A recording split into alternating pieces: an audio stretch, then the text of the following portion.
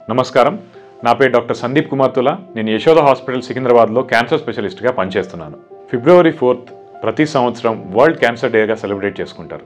అయితే ఈ world cancer day రోజున మీరు నేను మనందరం కలిసి ఈ పనులు చేద్దాం. మొదటిది, క్యాన్సర్ అంటేనే మరణ శాసనం కాదు, క్యాన్సర్కి ప్రాపర్ ట్రీట్మెంట్ చేసుకుంటే కనుక బ్రతికే అవకాశం ఉంటుందని చెప్పి అందరికీ తెలిసేలా చేద్దాం.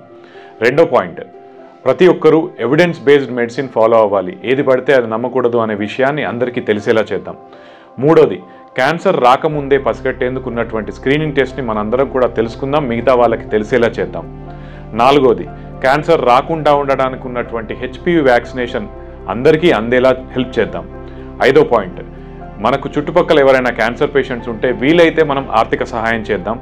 అండ్ చివరిగా చాలా ఇంపార్టెంట్ పాయింట్ ఏంటంటే, మనకు గనక ఒకవేళ అదే సిగరెట్ కానీ బీడీ కానీ తంబాకు వాడే అలవాట్లు ఏమన్నా ఉన్నా కూడా, లేకుంటే ఆల్కహాల్ అలవాటు ఏమన్నా ఉన్నా కూడా మానుకుందాం, మిగతా వాళ్ళని మానేలా చేద్దాం. నమస్తే.